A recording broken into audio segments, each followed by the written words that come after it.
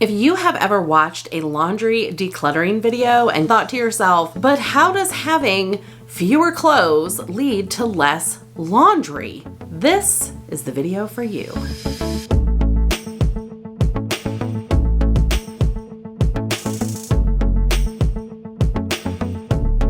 Well, hello friend, I'm Mary Beth with At What Cost, where simple living and deep faith go hand in hand. And if you have ever watched a laundry video and thought, how will I ever make my laundry easier with 8 different categories to sort into and 14 laundry baskets? Also the video for you. We're going to talk about both of those things today. So I get this question pretty frequently. In fact, I'm probably not the only one. I think anybody who's talking about laundry on YouTube that suggests maybe getting rid of some of the stuff that you have, or at least reducing it down, gets the same question at least 15 different ways. And it goes a little something like this. I don't understand how having less clothing causes you to do less laundry. Don't you still wear the same amount of clothing each day? So totally a fair question, because if we're looking at it just mathematically, then yes, we're all going to wear about the same amount of clothing week after week. We definitely are not decluttering the act of wearing clothing, but in reducing down the amount of clothing that we have, we are decluttering a nasty habit of letting things pile up and pile up and pile up until we don't have any excuse but to do the laundry, which in my house usually happened in one of 2 times. Either all of our hampers were full or someone was out of undies. I'm not particularly proud of that, but that's the way that it was when everything in our house felt so overwhelming. Now, to be fair, I still wash laundry when the hampers are full and someone's usually out of underwear by that point, but it's a much different picture. Now, prior to simple living, which I say that phrase a lot, and I'm sure you hear it a lot, I really want to call it something else. Like, instead of saying prior to simple living, I want to say when I was living in chaos, because that's exactly what it was. When I was living in chaos, I had a laundry hamper for each person in our home. And that's, I think, typical of most families. Each one of my kids had a cute little, not little, it wasn't little, it held 3 loads of laundry. They each had a hamper in their bedrooms and a corresponding laundry basket, because at one point I thought if everyone had a laundry basket, then I could sort all of their clothing into one and it would be much easier for them to put it away. That didn't happen either. Then what I ended up with was a full hamper and a full laundry basket and still no clothes. And I'm sure that many of you can relate. These days, though, when things get a little off track, because as a working mom, I sometimes get a little off track, even the best laid plans can go awry. Doing laundry when the hampers are full and the undies are gone is really more like 1 load of laundry versus 3, and maybe 10 days of underwear versus 42 pairs. Yeah.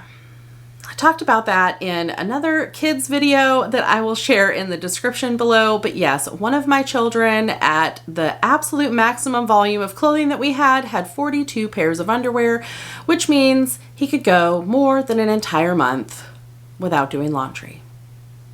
Those are the kinds of nasty habits that I needed to get away from. I would let things pile up, and it felt like I was always doing laundry, even though I never actually completed the entire cycle. You know, wash, dry, put away. I operated on my own cycle: wash, dry, and then put back in the dryer to de-wrinkle because it's been sitting in a pile on my couch. I think we've all been there at some point or another.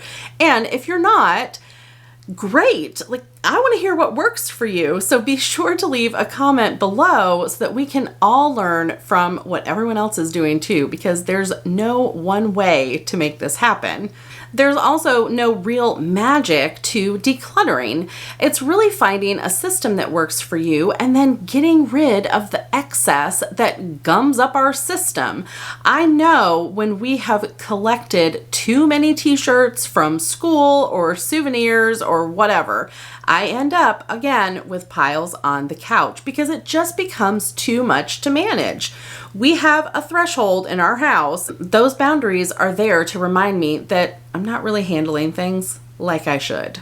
Now, this principle doesn't just apply to our laundry. We really can use this anywhere in our home when we have excess and we don't have to actually take care of things when we need to. So let's look at kitchens, for example. The more pots and pans I have, the less frequently I have to wash them. Now, I may be in a habit where I wash them as I go or after every meal, and so it may not be a problem that I have additional pots and pans. But for some of us, we're still honing in some of those habits, and it's really easy to just grab a clean pan and keep moving. And the same's true for cups, dishes, silverware, placemats. I mean, anything in your home that may be reusable that you can sometimes push the habit off to because you have enough to keep going. Nowadays, I have one load of laundry, usually per week, for our kids that I have to wash. I take all of that laundry, sort it into smaller baskets so that they can fold and put away their laundry, and there's really not a lot for them to manage. We have been using this system well over a year now, and it totally works for us. I highly recommend finding a system that works for you and getting your kids involved. Even the younger ones can sort socks and put things away. Now, if you're feeling highly motivated to declutter, I have an entire playlist just for you. So this is really going to help you keep the momentum going, and it basically goes through every room of our house or every category with a few videos focused on maintaining the process and deepening your faith along the way. You can click the link right up here. And if you have not yet subscribed, go ahead and click that subscribe button, because this is where all the cool kids hang out on YouTube, which is not entirely true. We're just all trying to find a better way through life, and we'd love for you to join us. Thanks for watching, and I'll see you in the next one.